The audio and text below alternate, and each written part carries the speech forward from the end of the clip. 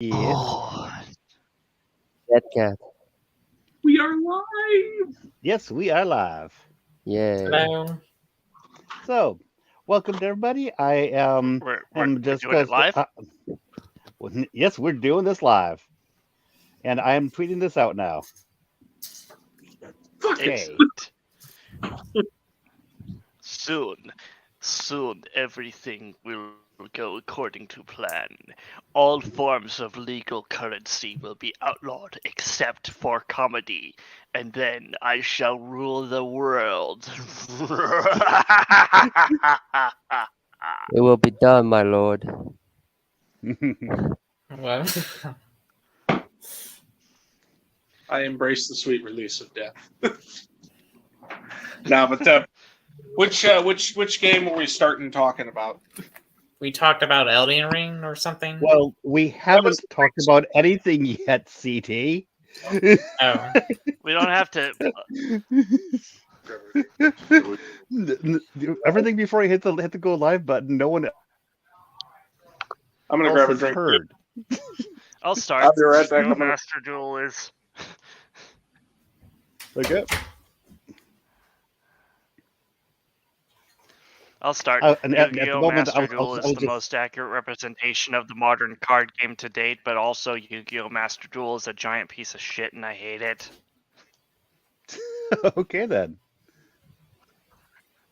I honestly love don't it know and I hate anything it. about Yu-Gi-Oh. it's some anime thing. In like 1-2 sentences or less, fun game, shitty grinding. Yeah.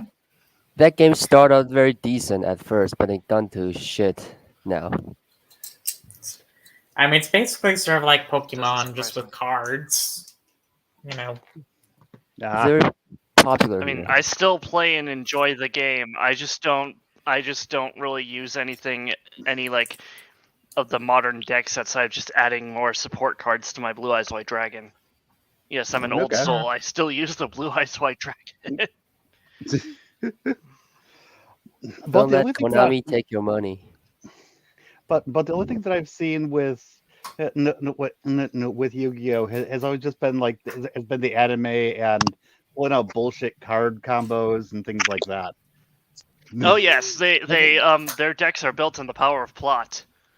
And Yeah, they draw cards I've based noticed. on the power of plot, sure. not on actual deck synergy.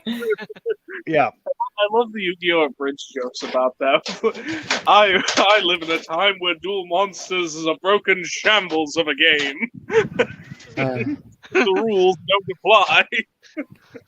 when I was I think growing up, the rules become Back in more my and more day, we had slaves to complicated. build the pyramids. Pharaoh, didn't you say you don't remember anything about your ancient past?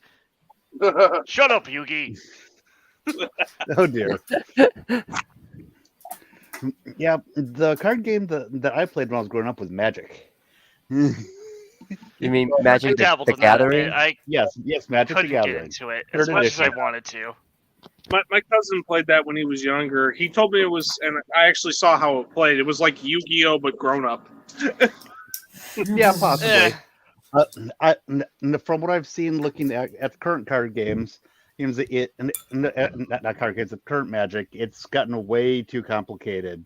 Like, Yeah, that's the okay, issue with a lot of card games. They become way too complex. because with each edition they had to give you a reason to want to buy the new cards. So they'd add it's a the new same game thing with mechanic. Yu-Gi-Oh! Yes, It's the same too thing complex. with Yu-Gi-Oh! It started out with like 2 or 3 summoning methods, and now there's like 7. Yeah, and and and, To adapt and, the game, stay and play, or you're Yeah. like, this is too fucking complicated. Yeah, but the problem with that is they're too used to marketing to much younger audiences, and people with more adult minds tend to like parameters. So it's Mhm. kind of No, when you guys talk about Magic, the first thing that comes to mind is how complex it's gotten. Is first thing that comes to mind is the South Park episode Cockman. Where they literally had two roosters playing Magic the Gathering. It was like, no, 2 chickens playing Magic the Gathering. Oh The boy. cockfight that sounds funny how you're describing it because I don't think I've seen it yet. That's an episode I recommend you watch because they even it's like it's underground magic. The card game underground. And does it have characters that are supposed to be representing like the overprotective Christian parents that say that this is clearly witchcraft or satanic or something? They used to say that about Dungeons and Dragons when you played it. Yeah, that's called satanic panic. Took it to that. Yeah, but not as much. Nowadays, it's all about the playing the character, and to me that's something I love about like Dungeons and Dragons was no worse than J.R.R. Tolkien. No, it wasn't. They actually J.R.R. Tolkien knows how to build a goddamn world, and it's amazing. They cribbed off of J.R.R. Tolkien's notes. Yep. For Magic? No, and for D&D. And they added that I'll take that as a compliment, actually. No, it is. I'm actually not. I'm not joking. The reason why they had halflings instead of hobbits is because they couldn't get the rights to it, so they had to make a race that was close to the hobbits but wasn't quite a hobbit. Yeah. What are they called? On the note of D&D, have any of you guys played any of the D&D video games? Yes, I was actually just about to mention that. There's Planescape Torment. There's Baldur's Gate, and there's a few others too. So, Neverwinter Nights. Oh yes. How can I forget Neverwinter Nights? 1 and 2. 2 is better, in my opinion. Don't get me wrong. I'm not disparaging BioWare. I just think 2 has the better expansions. Both are good. Yeah, it's everything that Dungeons and Dragons was Inspired by Lord. Physically, these games they've been able to capture. I would also like to point out that the KOTOR games run on a very similar back-end system. 3rd edition, I believe. Yes, exactly. D20. And that's basically what the back end of KOTOR runs on. When people bitch about the gameplay in it, what they're not understanding is that this is actually a video game realized is role-playing game, like tabletop role-playing game practically. Visualized on the computer. Yep. Honestly, I didn't think KOTOR's was as slow and as cocky, or not copy but croppy as people make it out to be. I feel like Dragon Age Origins had a much worse combat system in that regard than really. I have played. I mean, I kind of think that just me personally, that both Dragon Age and KOTOR have very similar combat systems, but that's part of their charm. Yeah, no, I'm not just the combat system. Yeah, I agree. It's slow for a reason. Yeah, well, here's the thing. Well, yeah, but we're talking about the way that people always go, oh yeah, that's KOTOR. Or I'm sure it has a great story, but I keep trying to play the game, but the game sucks. It's just D&D rules. What is so hard to grasp about that? Exactly. I kind of exactly. I have played KOTOR. It's just that I will say that the gameplay is kind of hard for me. I will say. May I ask why? Not in a hostile way. I'm just asking. Maybe it's just sort of kind of too slow, or I'm just too much of the guy that's too much into the action orientated of physically playing a game here, like have like FPS or third person. And that would actually probably be part of it.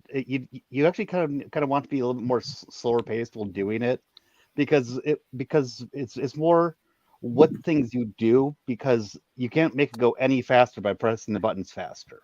You don't like KOTOR? I'm not saying it's bad. No. He's saying he has problems playing it. No, I mean Cat. You don't like KOTOR? What? I feel like you're baiting him into a trap here. Yeah, I'm sure. Yeah, I'm just making sure. I'm just making sure because he hated The Last Jedi, and I will never forget that. Cat. Sounds Oh, friendly. you're going to notice that a lot of us in here don't like Last Jedi. What? Am I the only one Fuck who likes Last that movie Jedi. here? Am I the Sorry, only one who sorry loves to that movie anybody here? who likes it, but fuck the Last Jedi. Yeah, Last What? Jedi is donkey I stand poodoo. by what I say about the Last Jedi. It is the poor man / lazy man's KOTOR 2. It is. It tries to. I'm not be all. that. It tries to be all. Ooh, I'm so deep and important. And it's just. It's. What did Kreia say? You have heard everything I said, and for all that you have heard, you have never learned to listen. Yep. It leaves you the film leaves you with apathy, and as Kreia said, Apathy is death. Yes. Worse. Wait, I'm gonna be all creepy about it. Apathy is death. Apathy is death. Statement. Apathy is death. You know, I found that more hilarious than like genuinely creepy. Like I could see what's the name of HK's voice actor? Christopher Tabori. Yeah, I can see what he was going for, but at the same time, it just came off kind of weird. Like cringy a little bit, huh? Because he's a robot. I actually thought. I mean, I get that he's a robot. That's not my issue with it. My issue with it is that it came off as like, oh, you gotta be shitting me. I actually thought T3's version was stupider because it's just a bunch of beeps and boops. You're supposed to take that. Apathy. I want like a translation of that to just be beep boop motherfucker instead of apathy is death. What are you talking about? You beep, Beep boop, motherfucker. Yep. But so just to clarify, Hamster, I love KOTOR 1 and KOTOR 2. I was just talking about the experiences that I've had and that I've had in getting other people to play it, and then after they start playing it, the things that people bitch to me about it. Maybe I wouldn't mind if someone watched me play the game on Twitch here and sort of can help me to guide me how I play it here. Oh, I can help you with that, no problem. Maybe same thing with like Mass Effect as well. First thing you want dude, to do. I want to help you with Mass Effect. I want you to get into that. I want you. Yes. Mass Effect is amazing, and anybody who says otherwise is lying to you. And I'm a huge Halo fan. Oh, Halo! I like Halo. Oh, There are some folks that have Halo! I like Halo as like a story. I like it as a game. There, I said it, and I'm not afraid to not say it. I like me, it. I know that I am most likely the one with the minority opinion on this one. So you shouldn't be afraid to say you like it. The one, No, the story is great, but the game on board. Well, no. The person who gets rocks and arrows thrown at him for this one is me. Halo is fundamentally bad. The game. No, let's hear that out. Let's hear that out. Heretic. Let's not pillage him yet. You must be silenced. Screw you, Cat. You guys realize that I'm the one that has access to the mute buttons, right? Yes, but that won't stop us from going to Iowa and hanging you up from a tree. Just say what you have to say. Why you hate Halo, Cat? I will actually first say two good things about it. The first good thing is the story is actually pretty dang good. Yeah, it is. Also, the elites are among my favorite alien species ever. Okay. And the second good thing I'll say about it is that in terms of gameplay, it does vehicles better than a lot of other games. If you put me in a vehicle, it's actually fun. Yeah, unlike some other games looking at you, Crisis. Now, after that... Yeah, Crisis' driving is terrible. It's walking around and shooting is good, though. Halo, what a weird inverse. Halo really markets itself to, and this is speaking of someone who has ADD, to ADD players who cannot be bothered to actually strategize and conserve your ammunition, because if you say have a rocket launcher in one hand, then you're forced to use one other weapon. But that means that you keep on saving your really important ammo up and have to rely on the other thing, and then you finally decide, screw this, I'm going to set it down, and Wait, then you quick finally question, get quick to question. play. Yes. Quick question: is this coming from the context of just the single player campaign, the Oh multiplayer yeah, only, or both? I do not play multiplayer. Yeah, neither. I do on occasion, but only I, SWAT, because SWAT's actually fun. I'm just saying that in general, I don't play multiplayer games. Mm-hmm. What? So Really? I'm more of a Yeah, You single don't play online games? I grew up as the only person that was a gamer, so I didn't have people to play games with. So it's Same just here. not something that's ever been part of a part that I cared about. Makes sense. So So, you so, you don't play any games that's online? I mean, it can happen, just not regularly. Is that why you don't play Elden Ring with me, Cat? I don't if- play Elden Ring with. I'm not playing Elden Ring with anyone right now with those fucking hackers running around. I Well- only play with my one other friend who we just set a password for each other so we don't have to Yeah. risk getting invaded by those fucking hackers that can screw up your save file. And I'm on a PlayStation 4, so I'm not worrying too much about that. And yes, I would play with Fuck you. you. You just never actually ask. What the hell are you talking about? I play with you every day. I'm on your hand, Cat. I'm in your hand. You're on Oh, his hand. I'm no, in his hand. he's How called- have you not broken his hand by now with he- you he's standing called- on it all the time? He's called both hamster and hammer. So he claims that I'm wielding him when I'm playing with my giant crusher. Okay. Technically, that means you're in his paw Yeah, yeah. You're in his paw. because he's a kitty. But Ah, but I will actually concede that Halo multiplayer may be good. This really blind fucking stupid decision to give you 2 weapons only may be a good choice for multiplayer.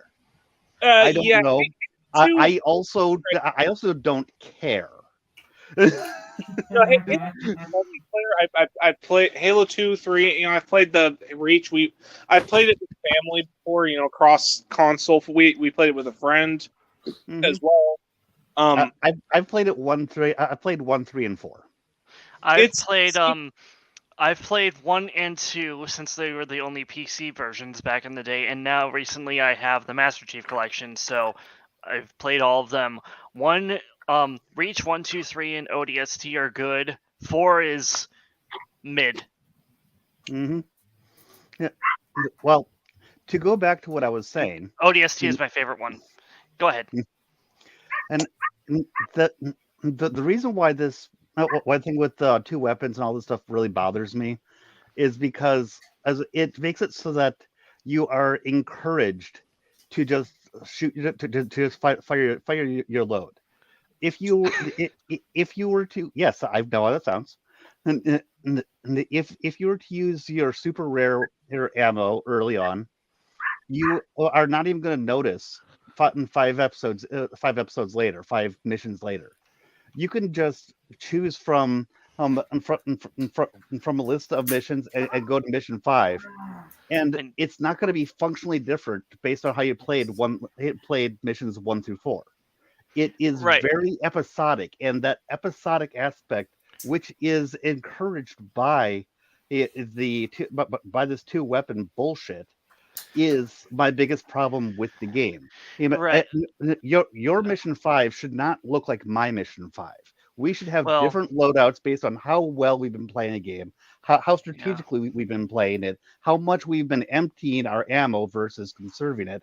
We shouldn't look about the same if we played differently, and yet you do. Well, your weapons restart at the beginning of every mission. It's kind of dumb. Here's the thing though. As far as, let's just stick to one game for now. Halo 1. For certain missions, it makes sense that your weapons would be reset, especially the ones that come to mind for me are the Truth and Reconciliation and possibly assault on the control room, and 343 guilty spark. In both the cases of 343 and assault on the control room, you are being dropped off by a pelican, so it makes sense that Master Chief would switch out his weapons during the ride over. And in the case of Truth and Reconciliation, it's primarily a sniping mission in the dark. And So you have a whether it sniper makes rifle. sense. And here's the thing. This actually is kind of like The Last Jedi. In The Last Jedi, we have a problem with the fuel, right? Which puts the time limit on. Oh, look, they're getting to the end of the fuel. That means that means they had to do something. But it's a problem that they have made for themselves that they are fixing. So what they're doing here is they're actually putting in an excuse for their bad game mechanics. Yes, but we're talking about Halo. Stop bashing my favorite movie, Cat. Oh, So well, wait, Halo's not a movie. having the Truth and Reconciliation he's mission saying take that- place at he's saying night it's is a not- bad game mechanic. no, I'm saying that it's justifying the bad game mechanic of making every mission its own little thing. Well, it's not like that the missions are completely disconnected with no story connection whatsoever. Well, yeah, that's fine. And how about making it so that how well you've been playing actually affects where you are currently? Yeah, I agree. That would be great. Yeah. And Yeah, and Halo fundamentally doesn't do that. I guess it never really bothered me, since in Halo, the second level, I picked up a sniper rifle. I use it pretty much the rest of the mission along with my assault rifle. Beginning of the next mission, Truth and Reconciliation, I have my sniper rifle and my assault rifle. Mm-hmm. But if you say it had other weapons and then suddenly it gets swapped out,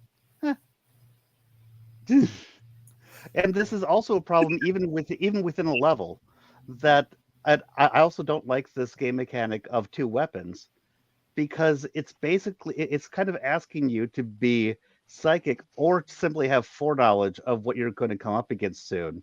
So you're And just talking about this in a perspective of a first-time player. Yeah, it's a campaign. Yes. It's not multiplayer. Yeah, I get that. I guess it's just hard for... And a campaign should not require you to know what's coming up. A game that punishes you for not being psychic is bad, and its game mechanic actually leads to this. And Wait, being psychic in what way? What do you mean? Knowing what's coming. Well, does Halo really expect you to do that? Like, give me a couple examples. Well, since you can't. Basically, here's the thing: Hold on. you're given a rocket launcher, and you can either hoard that rocket launcher, and have yourself only have one other weapon that you can use, because you're going, okay, what if around the next corner I'm gonna need this? But if you don't hoard that, if you drop it, then oh shit, I never should have let that go. And you can't know that, and then you can't go back to get it. This is the problem. It's the problem with the two weapon thing. How many weapons do you think Halo should let you have? I think it should let you have 3. Okay. I agree with that, except for one game in the series, and that is ODST, because you're not a Spartan in that. You're a regular soldier. It makes sense. You're just a regular run-of-the-mill grunt soldier, so you shouldn't be able to carry more than. And that's honestly why. Actually, I am more okay with that. Everybody talks about how big and buff Master Chief is. They put him up against these other Supermen and talk about how he would kick their ass. And then Book Chief would. What? The Master Chief in the books. Okay, but you're playing Master Chief, and you're told that no, he's only able to carry 2 weapons. And Yeah, I'm sorry guys, that does seem kinda dumb. I thought that all of the Master Chief fanboys keep on putting him up against Doom Guy, and I feel like and it's like you're putting Master Chief up against Doom Guy. I feel like and the main reason Doom why Guy is going to kill you. I feel like I feel like it was a concession made for For the it console. being a original Xbox exclusive at its I know. on its It first actually release. is. That's actually the reason, to my understanding. The game mechanics were, the game mechanics were designed to be easier to use with a console controller. Ever wonder what Halo would have been like if it had just stuck to the RTS? That would have been I actually interesting. I don't know anything about that, but No, it here's began the life reason- as a RTS. Yeah, you were mentioning that earlier, but Yeah. here's the thing, and this is why I get so irritated by Halo. I don't think that its controls were as revolutionary as people have kept telling me they were. No. But they were latched onto and used in other games as if it was this next thing that was the best thing to do. And I honestly think that was bad. That's just the problem in general with modern game design. They don't. I know, and that really isn't Halo's fault, but it's and I will admit, I will happily admit to that, but it's the reason why I get worked up about it. It's a symptom of a larger issue. Yeah, exactly. No, and Yeah. and you and I are on the same page on that. I have some. It's just that I'm explaining why I get worked up about it. I feel like there is one way in which, and I've mentioned this before, there is one single way in which I think Halo's 2-weapon thing can work. Have weapon stations like in Singularity, the Raven Software FPS from 2010. Oh yeah. Actually, there's one other way that I would actually be okay with the two weapons. I still wouldn't be thrilled with it, but if you didn't lose all of your ammo the moment Nerf you Master dropped Chief. the weapon. No, I'm kidding. Hey guys, Well, if you didn't lose all that ammo, then when you pick up another weapon again later, that's of the same type, you'd still have the ammo, so it wouldn't feel like you just completely You mean dumped when everything. when you mean you drop, let's say you drop an assault rifle that has 600 bullets, you're saying Yeah. you drop everything and not like the 120 bullets or the 60 bullets are in the assault rifle right there and picking up a fresh clip. You're just saying, Yeah. you're framing it like, oh, he dumps the assault rifle and takes all his extra clips out of his pockets or whatever and just throws them on the ground. That's actually what funny. That's a funny yeah, image. That's actually what you do. Because when you drop it with all the ammo, and when you pick up another assault rifle, it just has the base ammo in it again. You do the same thing in Republic Commando now that I think of it. And I would actually have less of a problem with this if you didn't drop all of your clips on the ground with your weapon. yeah, It makes sense with the plasma pistol and the plasma rifle because those are batteries. That's fine. That's a battery inside the weapon. That's actually the trade-off. That's actually the trade-off of using the energy weapons. In a lot of ways, they're better, but you can't reload them. Yeah, and you have to make your blast count a lot more. Also, fuck Halo 4's sound design for making all the weapons literally pew pew pew. Fuck off, Halo 4. Yeah. So I would actually be completely on board with being able to keep your other weapons ammo and possibly even make the energy weapons a little bit more powerful to offset what I'm saying. Hey, before we move on, just going back to ODST for a second, from a standpoint of a battlefield, I mean, you're a regular grunt, but you're a Marine, and Marines have dual weapons. They have their assault rifle, and they have the M203 mounted on the rifle, so that's a secondary weapon. But they also are issued a sidearm. The silenced pistol. That one thing drives me crazy. Some of these games, nobody's got a. You're a soldier. You have. I mean, here it is in the future. How many hundreds of years or whatever. They haven't figured that out. Yeah. Also, you should have a pistol. Also, there is one thing about. Actually, no. There's two things about Halo 1 that make me just shake my head. Number one, Captain Keys. I don't keep it loaded, so you have to find ammo as you go. You don't keep your own pistol loaded, dude. What happens if the Covenant board the ship like they're doing right now and come at you out of the corner of your eye? You're fucking dead, man. not having ammo. Yeah, that's And ridiculous. also, every time I hear Cortana say this cave is not a natural formation, I just shout out, "No shit! What did the metal tip you off? Yeah, What an amazing discovery you made, Cortana!" Captain Obvious. Writing in Yeah. 2001, ladies and gentlemen. But Yep. it's This cave is clearly not a natural formation. You don't say. when say back in the day, no shit, Sherlock. Yeah. Something to kind of bridge this over to Mass Effect a little bit. So Yeah. I like Halo's story for the most part, but some of its dialogue just makes me cringe. Go on. Yeah. Please, Bridget. Well, Yeah, let's go back. So does some of Mass Effect, to be fair. I can bludgeon pretty hard. Like, come on, Shepard. Oh, wait till he's gonna love it. Well, here's the thing. Hey, I was just bitching about why wouldn't they be able to carry more weapons? One thing that I've always liked while looking at Mass Effect 1 in particular is, especially when you're playing the combat specialist, but it's the others too, you can see on your back your weapon loadout. Yeah. Yeah. And it works. Same thing. Yeah, Gears of War has the same thing too. Yeah, no. Although, I You guess can I guess this is a moot point since Legendary Edition is out now and it made those fixes to Mass Effect 1. But one thing that really bothered me about one's original release is unless you're a soldier or have played through the game once as a soldier or any other class with a specialized weapon, every other weapon on your back is fucking useless except for the pistol. Yeah. Because you can't aim with Yeah, it. if you're a biotic or an engineer. That's true. Yeah. Yeah, that's true. So, like, in that context, why my question becomes, why does Shepard carry all that heavy shit around that he or she can't use because she doesn't specialize in those? Actually, I have an answer for you. Not so much for the assault rifle, but for the sniper. I still use the sniper rifle for one-off shots, whatever class I used. Yeah. Even if I couldn't use it In the technically- non-legendary edition? Yes. How did you aim? That's insane. I didn't say it. I didn't say I did it in full-on combat situation.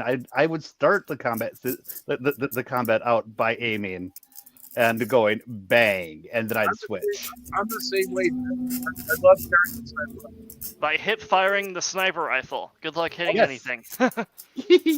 It is possible to do. I've done it a few times. I have hip fired a sniper rifle, but the enemy's got to be like right up on you. Yeah, pretty close within 20. Literally like within, not even within 20, maybe 15 within yards. Yeah. Yeah, I'd say within like 15 meters or something like that. I'm gonna say my favorite thing about Mass Effect Andromeda is being able to customize your own weapons, even down to their names. I got a Widow. I gave it heat sinks and a just a whole bunch of damage buffs and incendiary ammo, and I named it the surgical head removal tool. Oh, Nice. at the moment, I've only started a little bit of Andromeda, but I've I enjoyed it for what it is. I enjoy it for what it is. It's not. I'm just glad it's not. I'm just glad it's not a reboot that completely discounts the other three games as having never happened. Thief. I'm actually enjoying it so far. What I'm playing as is an engineer type character, and for my weapons loadout, I'm using a sniper rifle, and that's all I'm carrying with me. Hey, Niall, what was the name of that weapon you made? The surgical head removal tool.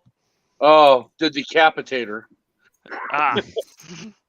That would. I also made really weird loadouts that nobody in their right mind would make with a sniper rifle, an assault rifle, and a pistol, and I named them in order. I have no idea what I'm doing. Send help. No, who here has actually finished Andromeda? Just out of curiosity. I have. I have too. I liked the final battle for Meridian. I liked a lot of the mid and end game. The beginning on EOS was a bit of a slog, but after that, I don't know, something just clicks. I like the end game for Andromeda, but I don't feel it's earned because I think the story is really.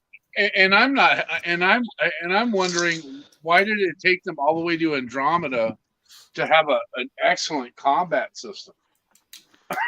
3 had a good combat system.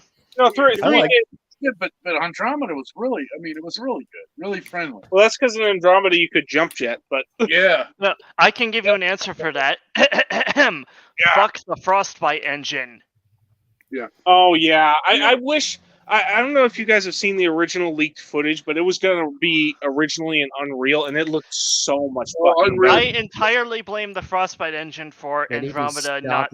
letting other for- studios to use Frostbite. Oh no, Yeah, but I BioWare's, entirely blame the BioWare's Frostbite actually engine done- for Andromeda's problems. BioWare's actually done with using the Frostbite engine because Yeah, Good. That's good. Great. they've had this problem multiple times. They had it with Yeah. they Dragon had Age Inquisition. Inquisition. They had it with this. They had it with Anthem, and so they're actually going back to outsourcing to Unreal because that engine actually for the next Mass Effect game they're actually going to outsource to Yeah, Unreal. As long as they don't make it a Wait. fucking Epic Game Store exclusive. So, will the next Dragon Age be on Unreal 2? We don't know. I Oh, we don't don't know. know. That's entirely up to them if they want to use Unreal because Unreal isn't a bad engine. They still use it nowadays. Part of me's kind of hoping they'll go back to the in-house using the engine they used for Dragon Age Origins and 2, but something tells me that's not going to happen. I'll tell you something about Unreal Engine. Unreal Engine, the developers look forward to it, and Unreal Engine has a lot more applications for different games. Whereas Frostbite is just meant for Battlefield and other first-person shooters. Yeah. That's Unreal why is Dragon easier Age to Inquisition learn. took so long to make. That's why Andromeda, they had to fight the Frostbite engine for every single game they made to get those systems in place. My brother akined it to like whoever the programmer for it was because he says like with Battlefield and Battlefront with the Frostbite engine, there was very minimal problems on that end. Whereas with BioWare, it's having like huge game-breaking level problems. Yeah, because it's not just the shooting; it's RPG mechanics that they had to put in. Yeah. Mm-hmm. You can't blame graphics aside. You can't blame you can't blame the engine for the story though. No. Yeah. One thing interesting with the Unreal Engine is that I've seen it used for games like Triangle Strategy, turn-based strategy games, and things like that. It's like, wait, Unreal Engine. I was like, I've played Unreal. this doesn't like this. I'm actually playing a game. This is just to tell you kind of the multiple applications that Unreal has. I have a game that's on Unreal 4, and it is a interactive online poker game of Texas Hold'em, and it's real time. Everything flows. Wait, the poker game? Yeah, the poker game is Unreal 4. Oh shit! And their applications, their next generations, Unreal is going to basically they're going to own the engines. You watch. Mm-hmm. I think Unreal and to some extent Unity are pretty good engines. Yeah. I know a lot of people heap shit on Unity, but that's just because a lot of people use Unity to make low effort shovelware, and it's really unfortunate. I'm a game developer on Unity myself. What games have I seen on Unity? Just out of curiosity. Pillars of Eternity 1 and 2. Never played them. Yu-Gi-Oh! Master Duel uses Unity, and it's a pretty good representation of a Hearthstone card game. too. Yeah, Hearthstone as well. Unity is easy to learn. I learned it for like 10 years now. No, 8 years I think. Yeah, it's it's easy to learn. Get back to like the mechanics for KOTOR, if I may steer that for a second. Of course. Like when I first played it, I had a little trouble getting into the controls, but after I figured things out, I initially had to watch my brother play, but like after I figured things out, it kind of became old hat. So maybe after people like give up saying I can't play this, you should encourage them to keep trying. Mm-hmm. Personally, I think you should encourage them because again, like I'm someone who prefers like the casual like dump styles of like video games. I'm someone who actually enjoys those and actually prefers those combat systems. But it can't be it's not that complicated once you figure it out. And yeah, Sam, That is pretty big. And sometimes when you when you can't figure out a game, and like I'm probably not quite the gamer as some of you guys are, but Oh, you gotta be fucking kidding me, man. but I got to tell you, I've got to tell you, sometimes when you get frustrated with the game, sometimes you start all over again. You know, Yep, just, I've done that. sometimes you get through it easier. You know? Yeah, sometimes starting over. Sometimes you just need to take a step back. Like you still got to finish Republic Commando, but Yes. you've already taken a bit of a step back. Huh? Yes, I have. Yeah, I've already taken a step back. I encouraged him to get Republic Commando because I'm like, oh, it's like Ghost Recon, but Star Wars, and it's not just to like? it really is because he's equally as frustrated with this game as he was with Ghost Recon. Whoa. You mean the old Ghost Recon games, right? Yeah, no, my dad. Let me tell you something about this guy. All right, there's one game he's been playing for decades. He still hasn't beaten it, but he still goes back to it occasionally to play it. It's an old game called Jade Cocoon 2, and it's basically like Pokemon, but you select your monster, you level them up, you merge them with other monsters to make stronger ones. Yeah, What? it's a You fantasy. merge them with other monsters to make stronger ones? Yeah, What? it's called Jade 2, and That sounds cool.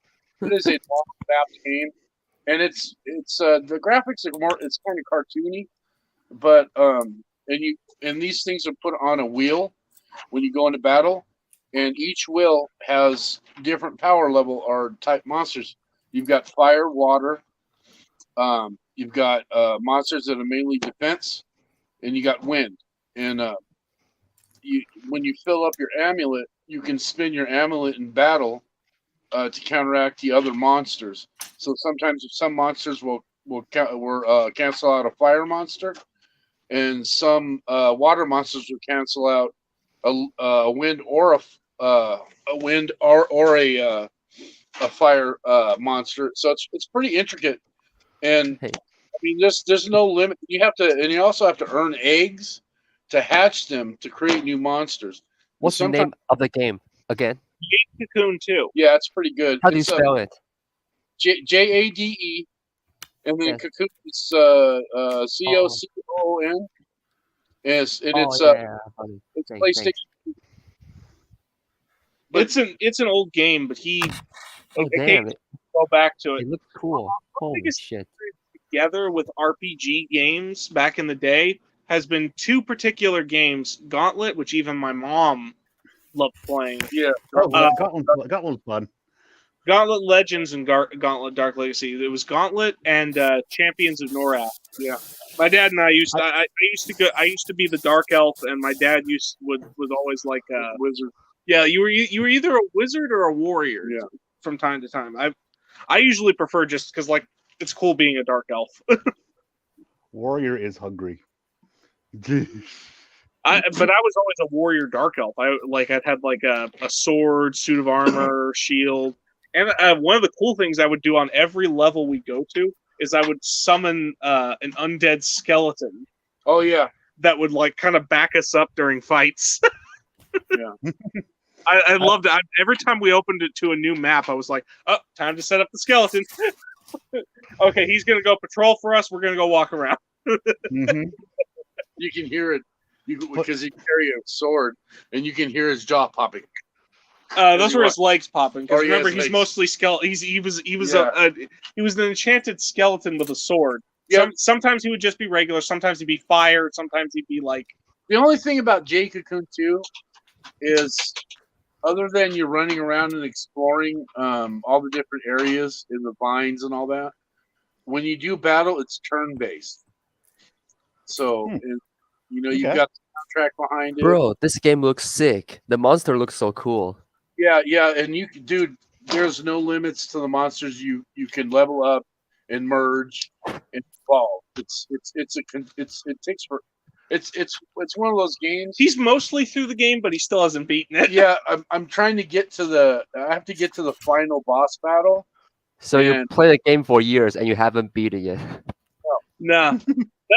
That's how much how much of a commitment Yeah, it is. whoever developed that game, they took a lot of time. They really did. But you should see some of the monsters; they're crazy. Yeah, it looks insane. And when you merge them, they change because sometimes you can merge two different elements together and make a hybrid. So it's just really crazy. One thing my dad would notice back in the day is because there's other divine beast hunters in it Mm-hmm. that you can challenge to a duel. Sometimes he would talk to one, and then one would growl, and then it would turn into one of the divine beasts because some of them would disguise as hunters. Yeah, so I'm like, oh, that's creepy. It's almost they turn into a demon monster. So there's really a lot of layers in this game. I hear a dog. Who's Yeah. barking? Yeah, me and my Whose dad. dog is that? Neighbors' dogs are barking. They're playing. Yeah. It's okay. It's okay. Dogs are better than cat. NetCat. No, I like dogs. I love my No. kid named Winnie. Cats are better than dogs. Dog man, but I don't mind cats Dogs either. better. But I like all animals. All animals are cool as hell. Except for Yeah. rodents, like possums and rats. I'm a Well, those are Yeah. pretty. Dogs are fine. Critters are for hunting and eating. what was it? The argument that the Nazi guy had in Inglourious Bastards. Oh yeah. It's like how he would compare a rat to a squirrel. It's like, other than the tail, they even kind of look alike. You don't know what it is about them you don't like. You just don't like them. Did you? Yeah. Yeah. Crazy. But yeah, I don't know who I'm talking to. Who was actually? That would be Hamster. Yeah, hamster. Yeah, you should get into that if you like that kind of stuff. Yeah, it looks cool. I might check it out. It is cool. I mean, I started it. It's been more than 10 years. Yeah, it's been like, was it 15, 20? Yeah, because you got it back in 2001, 2002? Yeah, like 2000, 2001. And here's the thing: I've gone off. I haven't played PS2. I'd play Xbox. I'd go back and forth. And it's funny that he brings it up because believe me, this is a game you can play like virtually forever if you wanted to. I kind of wish that the GameCube we had was working because I want to go back and play Freedom Fighters. Oh yeah. Mhm. I spilled on your foot. Oh, you did? It was full. Oh no! Oh, my God, she played April Fools on us. Yeah, she just. Oh no. But yeah, no, I haven't played Freedom Fighters in a couple years. And I really enjoyed that game. My buddy Jacob turned me on to it. It was basically an early EA game, like when they were still making like military games like Medal of Honor. Mhm. Oh, I got that game in a 4-pack. It had Medal of Honor, Allied Assault, Freedom Fighters, Black and White, and Lord of the Rings: Return of the King. Have you played Freedom Fighters? A little bit back in the day. I remember liking it, not as much as the other ones I got. I was really playing a lot of Medal of Honor. I mainly got it for Allied Assault and Return of the King. Did you take No, a bath? Freedom Fighters I liked a lot because Oh, like you did? every Don't time get you dirty, complete a Bubbles. mission and stuff Yeah, like don't that, sit your down. your importance level in the resistance would go up, and you could actually bring like 2 or 3 people to follow you into battle. By the end Don't of get it, on the ground. I had like 4 or Come 5 back people to following me in the final battle. So I'm like, Emily, yeah. She had to tell. Hey, baby girl. come on right now. She's making circles. I'm gonna mute our mic for a sec. Okay.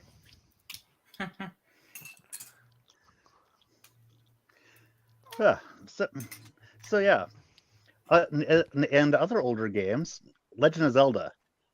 Yeah. Oh yeah. I've of Time. never played Zelda. I've played a little bit of. Maybe if I was on a different controller, I might like it more. Ocarina of Time was pretty good. I know my brother played it and he loved it. I haven't played. I'm I haven't playing played Skyward a Zelda Sword now. game. The one on the Switch. I've been, Breath of the Wild. I've been playing in the Legend of Zelda games since the very first one came out. And the one tattoo that I have is of Link. So yeah, Nice. I love Legend of Zelda. I find the timeline is very interesting. Oh, the timeline is bizarre. There's like It's very weird. It splits into three. It splits into three separate timelines. Yeah. I know. Sounds like it's enough to make the Tales series sound confusing. Tales series. The Tales series is really you never heard of it? Like Tales of Symphonia and that stuff. Yes. Oh, okay. I've heard of them. Never played them. Oh, they're so good. I've played Tales of Fantasia. I have a Is it emulator. a turn-based thing? What? It's Is not it really. a JRPG turn-based thing? It's JRPG. I wouldn't say it's turn-based. 'Cause I used to play a turn-based one, and I wasn't a big fan. I was never a big fan of the turn-based shit. Fantasia isn't turn-based. It's how to describe it? Sort of similar to FF7's Active Time Battle. Hang on. Let me see if I can Yeah, look that's- this up. I think that's Hey, Cat. probably close. Sorry. I have to go, Cat. Sorry. Okay, no problem. Sorry. Bye, Cat. Thanks for coming. No problem. Thanks. Enjoy is still out. Darn. Yep, grocery I am shopping. really hoping that Enjoy can join us. It would be to hear. It's all you guys' fault for not being in the same time zone that I'm in. How linear motion battle system, that's what it's called. The fight is played out on a two-dimensional terrain that usually stretches wider than a single screen width, so the screen can scroll to the left and to the right, depending on where the characters and opponents are relatively located. LMBS contains a pause menu during battle that lets the player select a spell or item. As in some fighting games, it is possible to assign items or combination moves to specific buttons as shortcuts for quick actions. As opposed to most other turn-based systems where the player controls the individual actions of every party member, in LMBS, the player only directly controls the main character in real time. The other characters in the party can be set to passive mode, defend only, active mode, and attack, computer controlled. Or the player can often force the characters to move or use a spell from the pause menu. For the titles that allow multiplayer, the other party characters can be controlled by other human players. Sounds like turn-based. It's not. It's real time. It's like a gauntlet game. Yeah. Yeah. Oh, okay. Gauntlet's alright. You know, if it's like Gauntlet, I'd probably enjoy it. But like, I'm sorry. I'm not a fan of turn-based. Yeah, like my buddy Jacob was playing one game, Phantasy Star Universe. That one actually looked interesting. Okay. Because the combat system was a little simpler. Like I'm not big to get into JRPGs unless like it's something simple.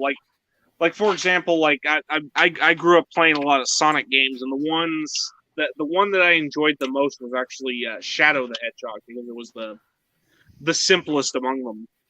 Nah. Because Shadow had guns you could shoot. Yes, my only regret. Yes. What an edgy boy. Shadow, you can't kill humans; you can only wound them. I'm like, fuck, seriously? Come on, man. Let me kill a human. Not here. I mean, it's supposed to be. I mean, is it supposed to be geared towards kids or something? Where's like that damn fourth Chaos Emerald? Yeah, Shadow I think was geared more towards teens because it was rated T. But most Sonic Such a pretentious little shit.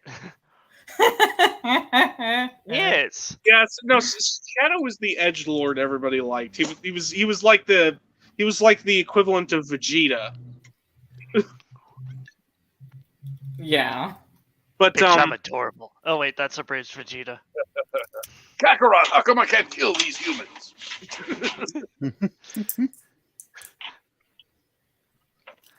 no, there was an old like DVD commentary with Sean Schimmel, the fucking cuck, and Chris Sabat, the other fucking cuck. What makes you call them that? Out of curiosity. Pretty much over the Vic Mignogna situation about how there was a go to hell. There were the rumors that even Chuck Huber kind of confirmed, because mind you, he was the only one that went against the grain, and then they turned on him. That's how they work. Couch at Funimation. Mm-hmm. Yeah. I stand with Vic, by the way. And anybody who doesn't either doesn't understand what was going on or Oh, I stand with Vic. I enjoy him as Captain Kirk in Star Trek Return continues. I've seen a little bit of that series. It's on YouTube, and I think Todd Habercorn is all right, because I think he still associates with Vic on occasion. Yeah, it's honestly it's more that I know about all the cancel culture bullshit that was being pulled on him, and still is. That's just insane. Yeah. Yeah. And anybody who actually looks at what the accusations are, or should be able to tell that it's bullshit. Especially when you see what else is given a pass. Well, here's the thing: a bunch of people turned on him. I know. But the only one who actually agreed with him about some of the shady shit that happened at Funimation was Chuck Hoover, and I'm like, well, shit. Oh, no wonder. I actually hate Chuck Hoover because he's been at the company for fucking years. He was there when people when Kent Williams, John Bergmeyer, Chris Sabat, they were all getting their start. Yeah. So he's the fact that he pulls no punches. I'm like, yes, this is a good guy. Yeah, I've actually watched the depositions of each of the people in the Vic Mignogna case, and really only one person in it comes out looking decent, and that would be Vic. Yeah. I gotta say, crap. I've forgotten the name of the guy, but he just kept on saying, I do not recall when he'd be shown, here's the text did you make? Did you make this text? I do not recall. Is it, what was his name? Monica Real's husband, the guy who's a writer on that. That's who I'm talking about. And I recall in entertainment is to akin to the pleading the fifth in Congress. Yes. And actually, I've never really tried to do the screen share thing before, but one sec. I'm going to see if I can make this work, because there's this really funny clip, not clip, but a song that uses a lot of the clips called "I Do Not Recall." And it's on YouTube. Probably got Reagan in one there. sec. Oh no. It's all about this case. It's all about this case. Everything is coming from this case. Wow. It's not. Yeah. This is how extensive his "I do not recalls" were. It wasn't just a few times. He kept on doing it. They actually made a compilation. Yeah, and they set it to a song. He actually got. It surprised me. He actually got the voice role for Rohan in JoJo Part 4. You remember the manga artist guy? Yeah. Yes. That was him. So I'm like, oh great! I'm glad he's actually still getting work. Yeah. I'm not sure with the Netflix one though. Did I tell you who's playing Father Pucci in JoJo Part 6? Uh-huh. You remember that guy we saw on YouTube, Young? Yeah. No way. Yeah. Oh, yes. Well, he's got a great voice though. Yeah. No, I actually listened to some of his dialogue. Yeah. He's got a good voice. He's got the. He doesn't look like it. It's funny. You see him and you think, no way. But he's got that voice. I like how in JoJo Part 6, the main villain is a gay Catholic priest.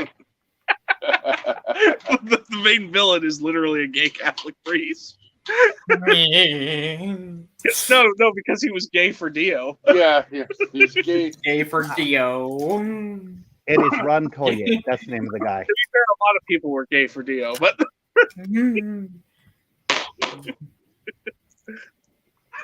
Well, here we go. Found it? Yep, found it. One sec while I pull it up. But yeah, it is called I Do Not Recall, and the guy's name is and the guy's name is Ron Toye. That's who it is, Ron Toye. Yeah, fuck that guy. I'm full of shit. I'm full of shit. Yep. Okay, now let's see if let's see if this works decently. I'm not really on the best system, so we'll see whether it works well or not. If it doesn't, we'll just go back to our gamer discussion. That would be sweet. Yep. We'd probably laugh like. I can look it up on YouTube later if it's. All you guys Oh, it's hilarious. I do not recall. That's it. Probably on YouTube. Here we go. I do not see it yet. Not sure you can bring it up on screen. Give it a minute. You probably hear audio.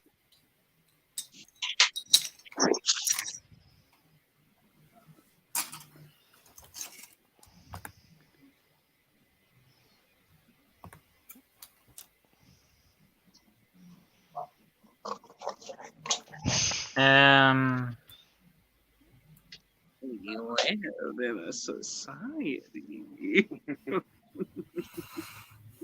Murray. Jeez. No, there's actually a version of the Dark Knight trailer where there's literally like a blackout moment and somebody added the dialogue. Is that Oh, there's another series of videos with movie deaths, but they're set to Mass Effect death music, Oh, aka Saren's theme, aka Critical Mission Failure. what happened to a NetCat? Oh, I think he backed out for a second to and see if he could get this to work, but I'm not sure it's going to work. Strange. So who you run now the stream here? At the moment, I guess I'm the de facto. Let's talk more about games, guys. Yeah, guys. Dude. Okay, what do you guys think of Call of Duty? It sucks. It sucks except for a select few games. Yeah, which Call of Duty are we talking about? Because I'm actually a big fan of at least I wasn't a big fan of a lot of the multiplayers because I didn't really like the multiplayers, but campaign. I can list a few of the campaigns that I like. 1, 2, 4, Black Ops 1, Black Ops 2, and that's all of them literally on one hand. I like Modern Warfare 2. Modern Warfare 2 was okay. I liked the first one better. Black Ops was definitely. You weren't a big fan of the Shepard betrayal twist? Yeah. He's voiced by Lance Henriksen. If Admiral Hackett was not going to betray you at some point, I'd have been surprised. Wait, that guy was also on Mass Effect? Yeah, he plays Admiral Stephen Hackett. He's also Bishop in Aliens.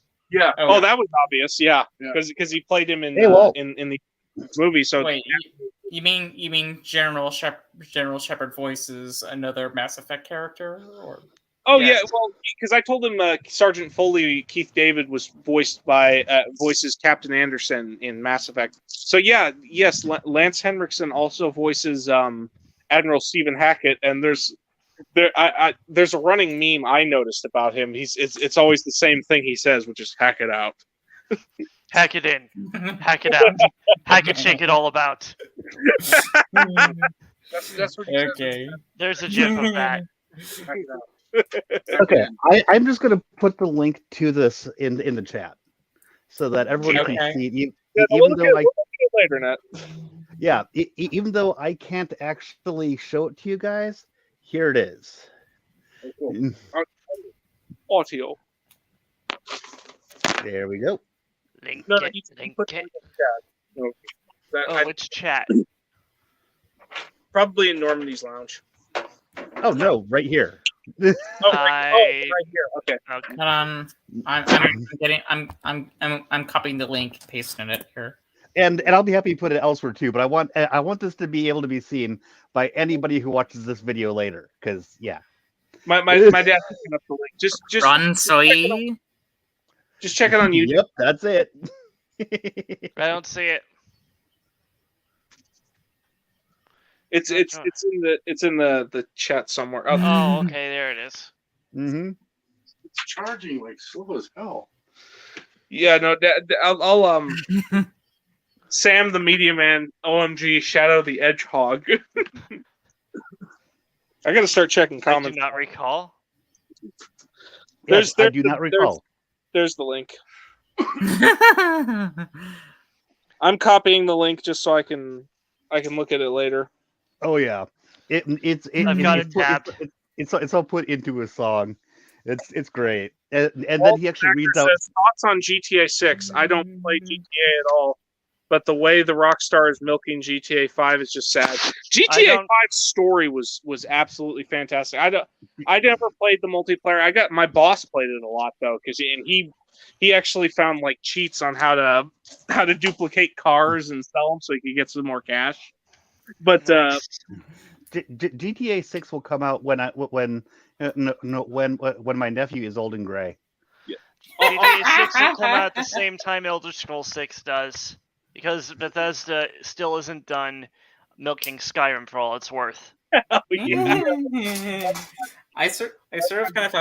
kind of have a free mod for Skyrim. Nice. You know. If only you'd be able to work it out for GTA 5, you could make Michael look like a fox. Grand Theft Auto. That's what they'll be. The main character will be a furry. You make Trevor like a wolf that's like missing an ear and shit. He'll be a minotaur. Hats off, by the way, to Stephen Ogg's character, Trevor Phillips. That dude is a motherfucking insane beast. He's also in The Walking Dead. Oh yeah, no, I saw that too, but like that had to be his groundbreaking role, was Trevor Phillips.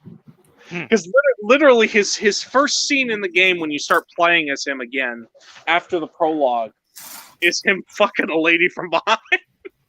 That's literally his entrance into the game, and then that lady's boyfriend, the guy that everybody he's from GTA 4 that everybody seems to love and is pissed off at Trevor, because Trevor, like not 5 minutes later, like after calming the guy down, smashes his head and he goes, "Fucking shit, cunt."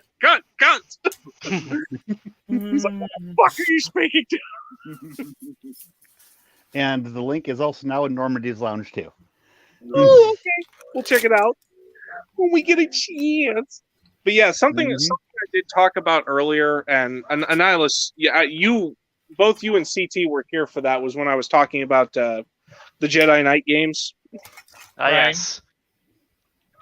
Yeah, and I'll reiterate that point there. Jedi Outcast has a much better story, much better, like I agree with Annihilus, much better level design. Although again, fuck whoever made Karen Reactor. I want to shoot them in the face. No, that's not how you do it. You just find who did it. You be like, you're all calm. You're like, come here. I just want to talk. I just want to talk. I just want to talk. I just want to shoot you in the face. I just want to talk. No, you want to make it. I don't really have any thoughts on Starfield because I haven't looked at it at all. But do any of you do any of you guys have any thoughts on it? Starfield. It's gonna be when it actually comes out, I'll give you thoughts on it. Yeah, right now I'm treating it as vaporware.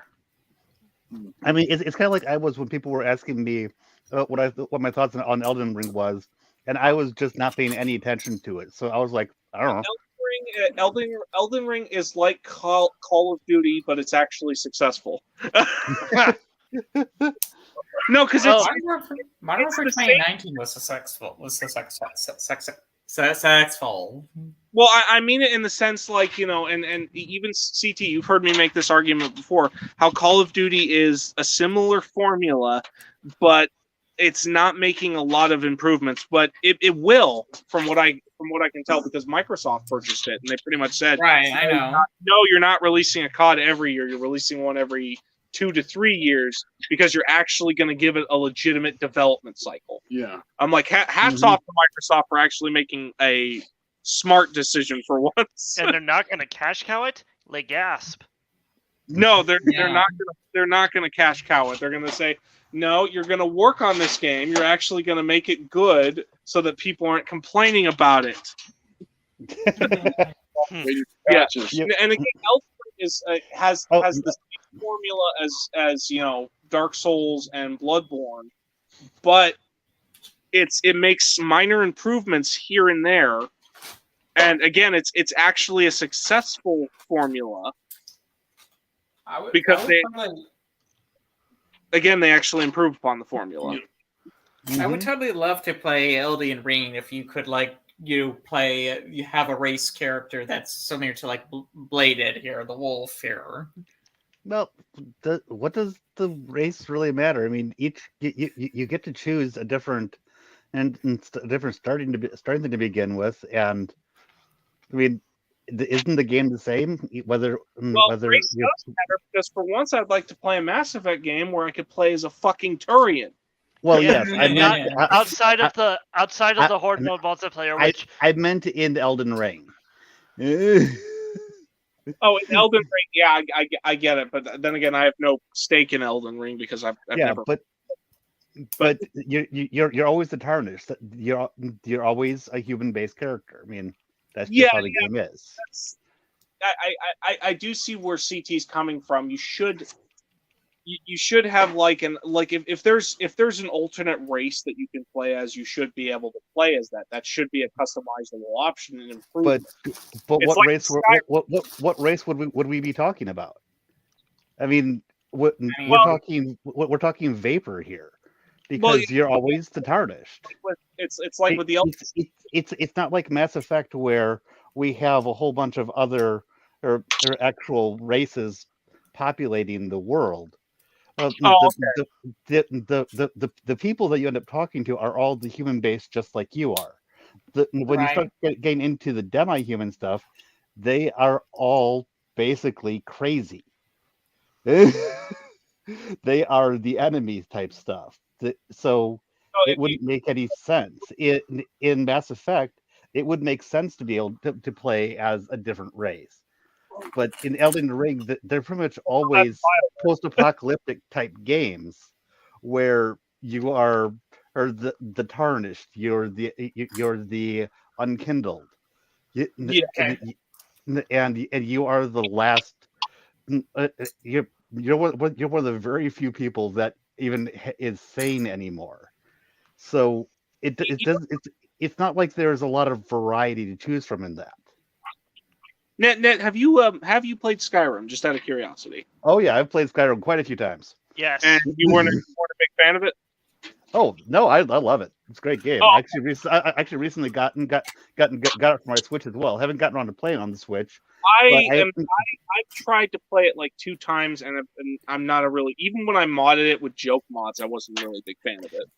I am one of those people that goes. I'm one of those people that goes, oh hey, yeah, you know that main story? I'm going that way.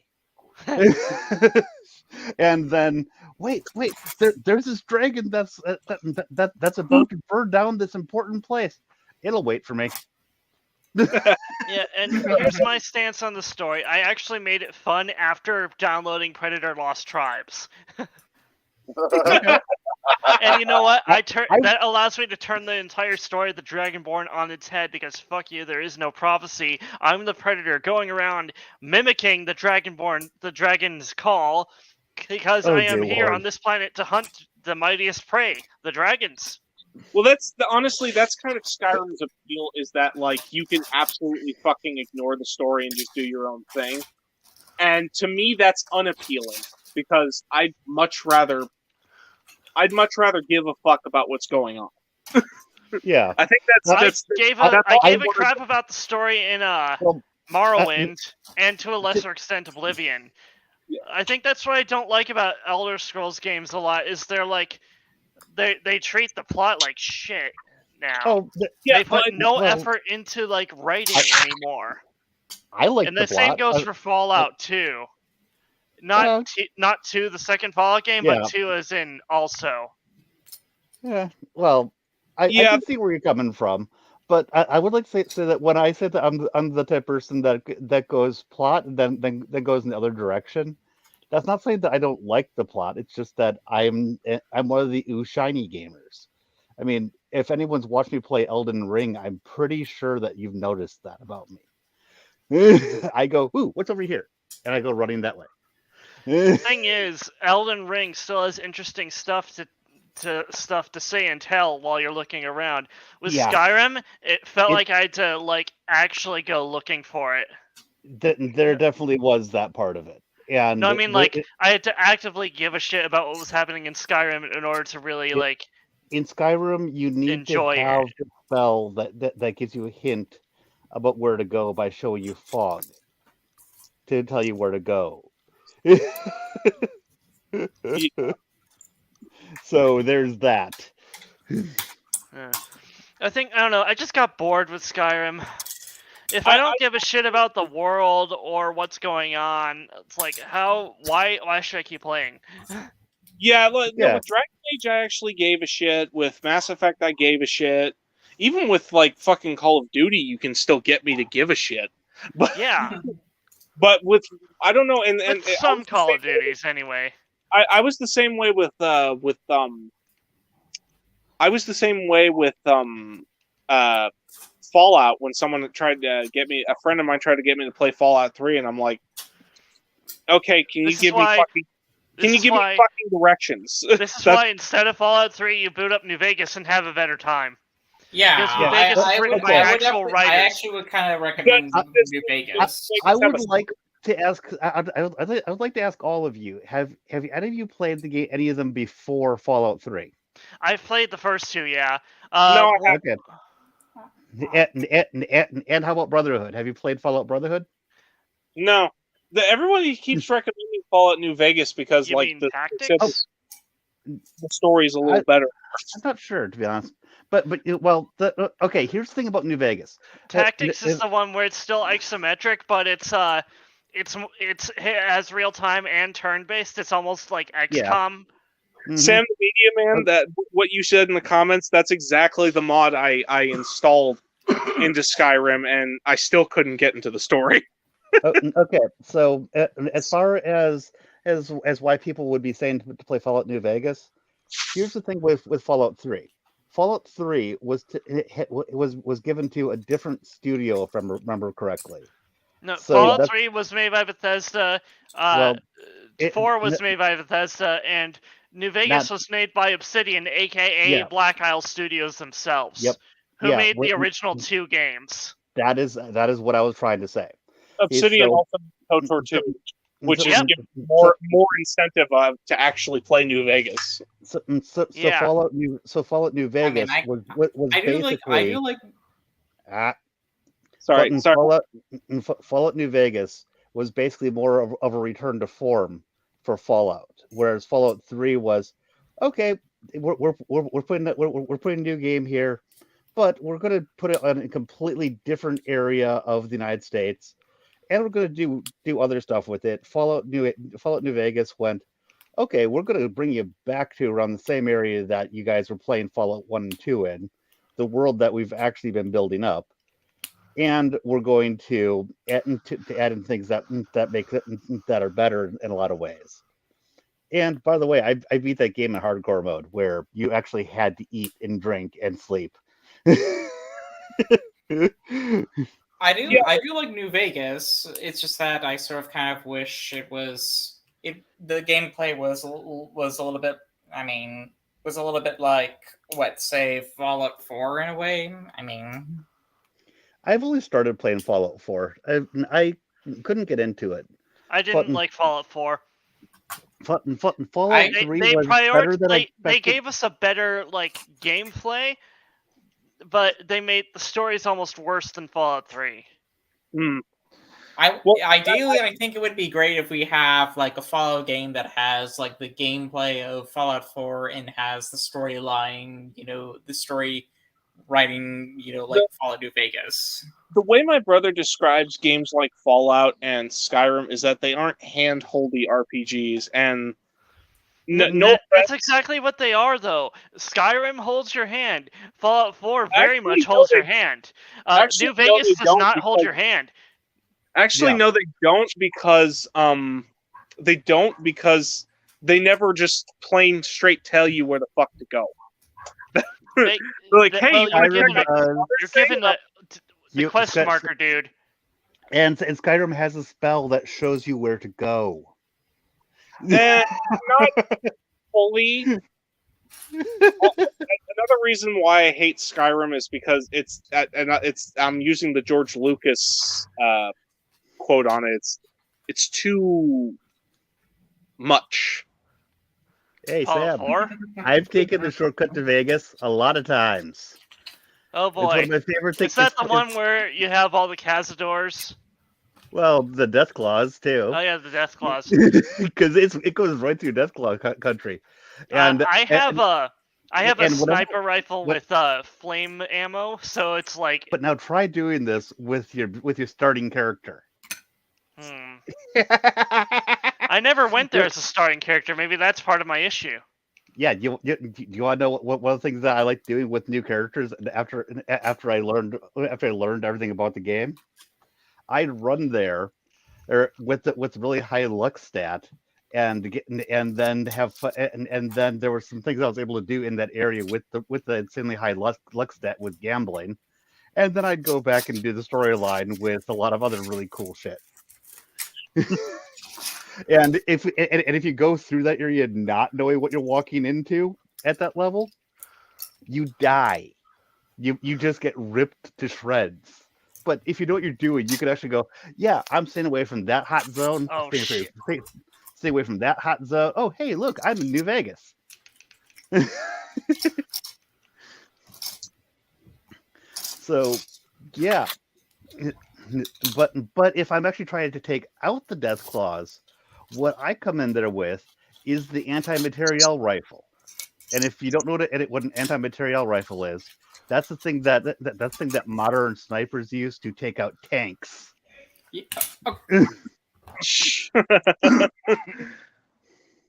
Okay, it's as much as I've praised at least for Obsidian, because like one game that a thought just occurred to me for something I remembered for KOTOR 2. There is one complaint I have about KOTOR. You know what happened with KOTOR 2, right? Yeah, I know about its rush development, but that honestly didn't bother me. I still want to play I do want to get a PC strictly for the purpose of playing KOTOR 2 with the restored content mod.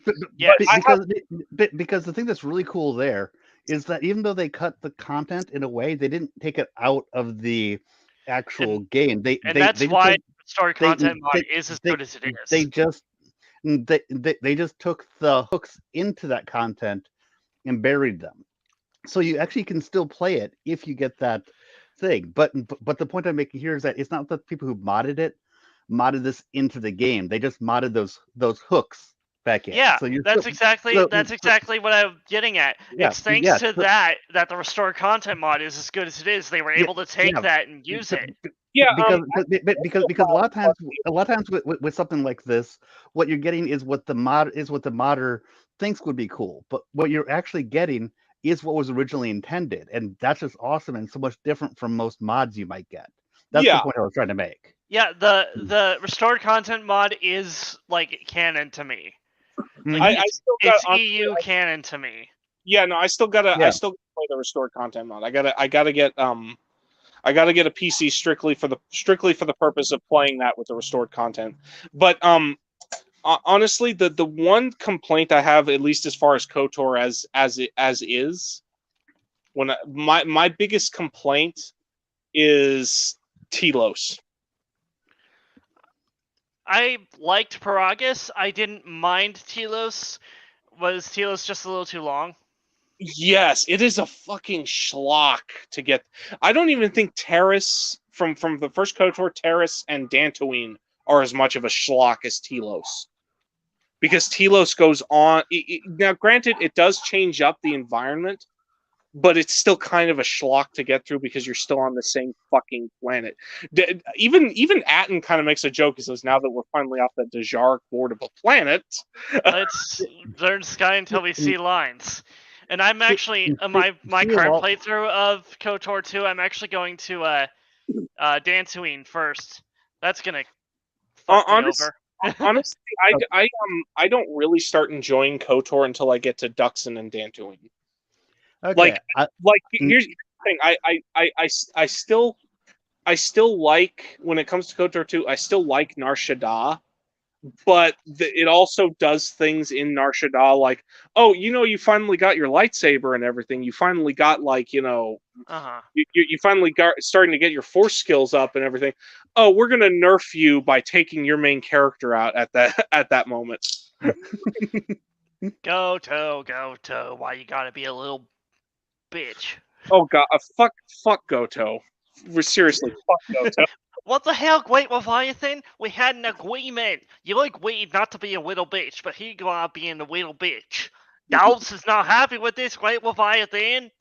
Yeah, but even Nar Shaddaa isn't that much of a schlock as compared to Telos, because Telos you have to get your stuff back, and then you have to find your ship. But first you have to do everything. I'm booting up KOTOR 2 right now.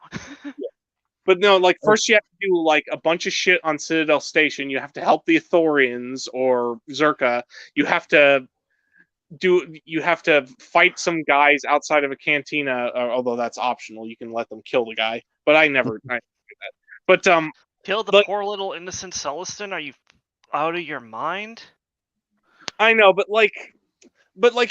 after Citadel Station, then you go onto the planet's surface on the Restoration Zone, and even that's kind of difficult and kind of a schlock to get through.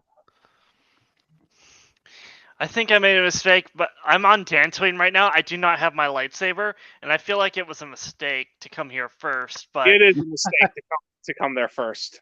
Well, I always go to Nar Shaddaa first. I feel like there's another way to get your lightsaber early. Dantooine's the one that I always go to first, if I remember correctly. I go to Nar Shaddaa first. I go by how the story kind of dictates, because keep in mind, if you don't have Mira by the time you go to Duxon and Dantooine, you miss out a bunch of dialogue. She actually contributes to the. I didn't realize, because I used to do most of Nar Shaddaa, then I would leave, do Duxon and Dantooine, come back to Nar Shaddaa after my people were already, because even when you start Nar Shaddaa, it is possible, at least even without the restored content mod, it is possible to start your people on Jedi paths. Mm-hmm. I'm usually able to start Atten, Beodur, and not Mira yet, because you have to talk to her about. But I'm at least able to start Atten and Beodur on Jedi paths. And they're still kind of fresh, so they don't have a lightsaber, they don't have a robe. I'm like, oh, come on, man. Mm-hmm. Why did you take me out? I'm just starting these guys. Wait, the KOTOR remake? I'm expecting it to be shit. Mm-hmm. My hopes have risen a little bit by that what's-her-name being removed. It's Sam Meggs. Yeah. Sam Meggs. Oh, I saw a fucking image tweet today. Can I mention it? Go ahead. Go ahead. I saw an image tweet today. It actually might be what I was going to mention. Lady that complained about on the news about virtual rape. Yep, that was her. GTA. I'm like, fucking god, are you fucking serious? No, and I would like to mention that I had people yelling at me that, "Don't worry, it'll be okay. She won't cause any problems." And and I already know about this stuff. I have hope that now that she's off the project, they'll remove any bullshit she put in. Well, here's the thing: every project she's been on, she's been booted off on even in other companies. Yeah. She was on BioWare for a time; they booted her. She was with Ratchet and Clank Rift Apart. With what I was reading, and I don't know anything about Rift Apart, but apparently there's this character Rivet that she had such issues having makeup and breasts and she would keep on. And anytime another designer would talk about the design in a professional, talking professionally and stuff at the studio, Makeup she would start yelling something about Luma's boobs or something like that. Just say it really loudly. So Every time it would come up. She What? was Wait, in the a workplace. petulant child. In Yes, the a wor- petulant child. So in the I workplace. kind of understand why does she care so much about a fictional character's boobs? Yeah, well, I kind of understand why she gets booted because apparently she's very unprofessional. Yeah, exactly. If you work with someone who's unprofessional, here's the thing: I don't mind when a person gets creative on a gaming team, like it's like if they offer new and interesting ideas, because that's how Mass Effect came about. They kind of brainstormed and offered new and interesting ideas, but when you start getting too concerned about particular details, like oh, I don't like it that she has boobs, I'm like, okay. Okay. Okay. I'm going to read out the tweet that she made. At one point, my CD yelled at me in front of the whole office because I kept saying Lombax's titties very loudly in the office whenever anyone would bring up Rivet's design, and it made people uncomfortable. She's saying this as if this is bad on them and not making her look like a whiny child. Wait, why does she keep saying that in the office? Because I don't know what Lombax means, but titties, and since her problem was the breast. Isn't Lombax a character in RNC? Sam the Media Man says in the comments, wait, this person, he says, wait, this person gets hired and gets booted off of anything she on. How the fuck does she keep getting work? Yes, exactly. Yes, that's how. Oh shit. Be a Chad. Okay, make female character. Make boobs. Accidentally increase boob size 150. Apparently, if I click off of KOTOR 2 on my other monitor, it minimizes the game. That's not good. Mm-hmm. At least it didn't crash. Well, from what here's the thing. From what I've heard about the KOTOR remake, I'm a little bit more optimistic about it. Yeah, exactly. I really hope that it hasn't been poisoned. Like the Firaxan shark. Well, here's the reason. Yeah. Here's the reason. First of all, they are improving the combat system, so it'll be a little easier for run-of-the-mill players to get into. If there's even a hint of it being tied into the current canon to justify the sequel trilogy, it's dead to me. It's not going to be tied because even they said it's legend. They stated that. Leland T said it's. Try telling that to OG Star Wars. Oh, I'm sorry, but OG Star Wars, I actually do really like her, but I do like her too. She can just be a little irritating at times. Yeah, I like her too, but she can be a little too harsh at times. I mean, I used to say overbearing. I don't mean to. Why am I naming names? No, sorry. I'm sorry. As long as you're not going to be an ass about it, I don't mind you mentioning that it's Stig. I'm sorry. I shouldn't have said anything at all. I'm sorry. I broke streaming etiquette. I'm sorry. No. My issue is when you're talking about somebody in trying to call them out or saying that they're bad or things like that. As far as just discussing what we talk about, I don't mind that. That's fine. Yeah. Well, here's the thing: the positive thing about this remake still being Legends is that it could be the starter for a market of getting more people into the EU. Mm-hmm. I really like it when people won't even touch Legends because they're non-canon. Well, here's the thing: that was sarcasm, by the way. I know. Disney. This is my big issue with it. Disney will not make more Legends because they know it will sell more than canon. They fucking should, if only to throw us a goddamn olive branch. At least let Christy Golden finish her trilogy. Yeah, but Disney right now, they're stuck on stupid right now. Well, let me explain how people will say. I had to black out here. I had to get dinner for my parents called me for dinner here. Oh, that's all right. But again, my Oh, reason shit. again my reason as to why Legends can still happen even under Disney's banner. This is how basically how it could happen. Obviously, you have to get the original writers who want to continue it, who want to continue the expanded universe. Oh my You god, it obviously- just survived an HK50 encounter at my level. Fuck. Oh shit! But no, like this is how it's humanly possible for it to go, and Disney has already done it. Visions. You just give every new book the Legends banner. I hate the banner, but yeah. I've never minded the banner, honestly. I mean, as far as that goes, It feels like they're rubbing it in our face. That's why I don't like it. I just care about the stories, and I'm yeah. pretty sure. I'm pretty sure. I'm pretty sure most, and even. And by the way, Annihilus, you actually sound like a lot like, at least vocal wise, sound a lot like the guy who did some of the EU videos, which is Tad Really? Larkin.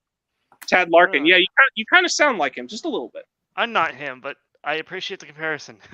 I know. Well, what at least vocally, anyways, is what I mean.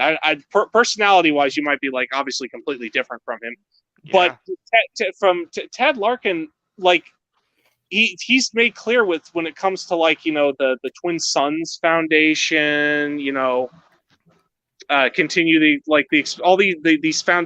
charity foundations, by the way, that want to continue the expanded universe. He says people Twin Sons. want. Well, here's the thing. People want specifically. He's like, these people. If you make the books for that timeline, they'll buy the books. I will happily buy them. I know I'm like not really buying a lot of Disney stuff right now, but I will fucking buy the EU if they ever put any of it out. And I am buying the Legends comics. Yeah, same. I've bought a few Legends Epic collections. I actually plan to buy a couple for the original Marvel years down the line, as well as for. Oh fuck! I just realized something. Lagerix or thing. Oh yeah, Lagerix. Let's see. I am a level 12 Jedi Sentinel with. Ooh, yeah, you went way too early. But I just wanted to see if I could get the lightsaber here on Dantooine, where it would make a little more sense than randomly finding parts on Nar Shaddaa. Well, yeah, you can find pieces. You can find pieces at least from Joron anyway. But anyway, let me get back to it. Honestly, it would be easy for Disney to sell Legends stories. Again, partially because of the Legends banner, and it feels like they're just jealous that Legends did better than their current stuff could ever hope to be. Well, if people, well, even the current canon could be good. I'm not saying the writing sucks. It could be. That's all there is to it, and they're too prideful. They will not change their story group for anybody because they prioritized diversity, like the bad kind of diversity, over telling an actual story. Yeah, they're trying to stick in fluidity. Darth, have you heard my rant on that? Well, no, I have not. No, Net has a great rant on his YouTube channel. You should check it out. I'll send it to you. It's when it was on another live stream like this where I just went in a full on rant about how Kathleen Kennedy isn't the problem. It's the fucking story group that's the problem. Yeah. Although I think Kathleen Kennedy is a big roadblock towards any new Legends coming out. Well, yeah, but I was mostly talking about her being about the problem with current Disney. Not so much about Legends, because frankly, Legends was going to be decanonized no matter what. When they were bought, I knew that. And I actually knew that they could have at least let 1313 be finished. Oh shit! Oh, no, and they could have at least let the Sword of the Jedi be finished as well. How did I killed all the Lagerix? What the fuck? Can I find his body at least? Why am I getting dark side points for this shit? Sensing emitter, disrupting emitter, crystal yellow. What game But is yeah. Annihilus playing here? KOTOR 2. Oh. I'm gonna be starting playing my game here, so Naso, if you want to go onto Twitch or YouTube, Honestly, I just even on NetStream, I just had to because I just got off of work and my battery wasn't 100%. I got to charge my phone. I'm charging it right No now problem. just to stay in the conversation. I'm probably going to end the stream somewhat soon anyway because we've been going for a while. Yeah. Again, what I meant to say was like if they made animated adaptations of EU stories, you can easily do that. Just make it like just make it within the Legends banner in Disney Plus. Yeah. No, They won't. That would make too much sense. They're not going to do it because they know it will sell more. Well, what is the problem with that? I mean, it's still Star Wars. It's money for them. No, What is so wrong? It's that they don't want to admit that they screwed up. Is the thing. If they go back to that and suddenly it starts selling more, then all the decisions that they've made up until now in the last 10 years, because Kathleen Kennedy has been in there for the entire decade, and it would from some people's perspectives at least, it would invalidate everything that she had done in her entire time in charge of Lucasfilm. And that is why, at least in theory, this could be a reason for it not to happen. Yeah. Well, even some of like the most hardcore Disney defenders, and I know you've got his issues with him, but even even Okairo, he made a video, and I loved it, by the way. It was really good. He made a video about like highlighting the expanded universe, and he hit a lot of good points. Yeah. I still disagree with him, like fundamentally, about how the expanded universe was never canon. Oh yeah, that's one of the really great talking points that morons like to use. Fuck nerds. Yeah, and I've got rants on that as well. No, well, again, there's obviously I have my own reasons, and they usually say because it wasn't canon to you, Lucas, clearly it wasn't canon. I'm like, yeah, that doesn't matter. George, just because Lucas says something doesn't mean it's got. But Lucas said it wasn't canon to him. That didn't mean it wasn't canon to the company. He respected He respected the fans. Guys, yeah, of course he did. Okay, shut up for a sec. Yeah. And here's the thing: Lucas was in charge of Lucasfilm. He was in charge of the entity that could have declared the EU not to be canon. He never used those levers of power to do so. He always kept it as it's not my canon, but he never used the levers of power to make it not canon. Yeah. So it doesn't matter, which he could have done. And so in a way, he still tacitly approves it as canon, no matter what he has actually personally said.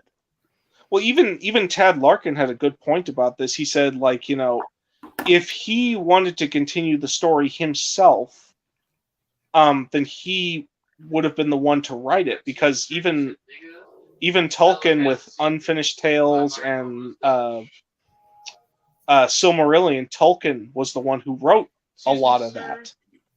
Mm-hmm. J.R.R. Tolkien was same with even people brought it up. Same with George R.R. Martin. He said he made the argument that like Star Wars kind of stopped being Lucas when he let other people write the stories. Yeah. You make me sad. The fact that you don't know exactly what I'm. Well, I think I'm going to end the stream on that. All right. And I just put a link to a little short of me versus Story Group. You'll notice that I call it NetCat Unfiltered, because most things that are in the playlist called NetCat Unfiltered is me just kind of losing my shit on something. Can I address Sam's thing here? Yeah, go ahead. Star Wars did have a connecting universe in the EU. Disney killed it. They No, created this mess themselves. well, here's part of the thing that Disney did that actually fucked them over. They stated when making their story group that everything was the same level canon because because they were taking a shot at the tier list. And then they it's actually proceeded gonna be- to fuck themselves over by contradicting themselves through the fucking roof. Oh, trust me, if you go look at my video, you'll hear me make that point pretty They have so many contradictions. loudly. Even Phoenix Wright's jaw would drop at the amount of contradictions that are present. Yeah, well, again, at least with the at least Correct me if I'm wrong. Didn't I actually start swearing during that?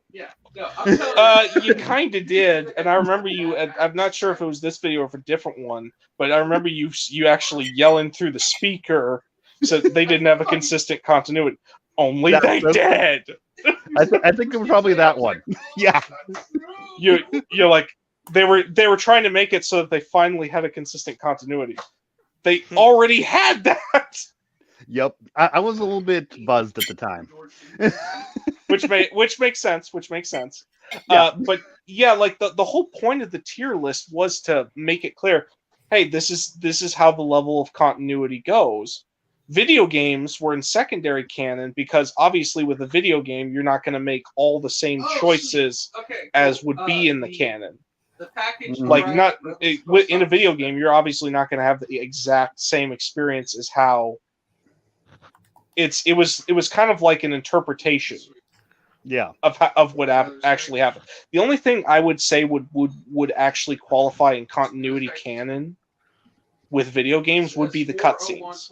Mm-hmm. Like in-engine cutscenes where they're pretty much the same no matter what happens. Mm-hmm. Yeah. Those are the only things. Those are the only animation glitch here and there. Yeah, well, those are the only things I would say would designate belong in continuity canon. Makes sense. No, this is an actual jet. Because they are, you know for a fact that they happened. You can't alter or change those. Obviously, with a gameplay, when you fight a guy, and even I kind of have to reinforce that because Kyle on Bespin had run into in Jedi Outcast had run into multiple Reborn as well as Tavion, and yet he tells Luke on Cairn, Sith spit, I think I ran into one of them on Bespin. Referencing that first Reborn on that flimsy walkway that says you will die, and then he trips and falls. Oh yeah, that's one of the outcomes. I saw a video where a Let's Play where that happened, and the dude playing just like screaming at the Reborn that fell to get back up here and fight. Hey, no, like the I love that one you sent me of the guy on the catwalk. Yeah. Do you fear me? And then he jumps off and dies. AI pathfinding at its absolute finest. It literally has. Because Nick is just so believable. Although I don't remember ever there being a Reborn up top there before. Did he spawn it or did it follow him? Possible. Probably did follow him. That's also my least favorite level in the entire game because, you have to be stealthy now, even though you've taken on as many Imperials beforehand. Wait, like, was that the stealthy level? Yeah, that was the one with the alarms. You couldn't let them get to the alarms. I actually ended up just killing most of the guys before they could get to the alarm. You see, that is what I call stealth through superior firepower.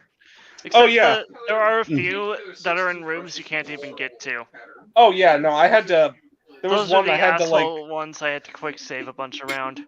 Oh yeah, no, I had to mind trick like those guys, even the guy in the room, like 5 or 6 fucking times just to get through there.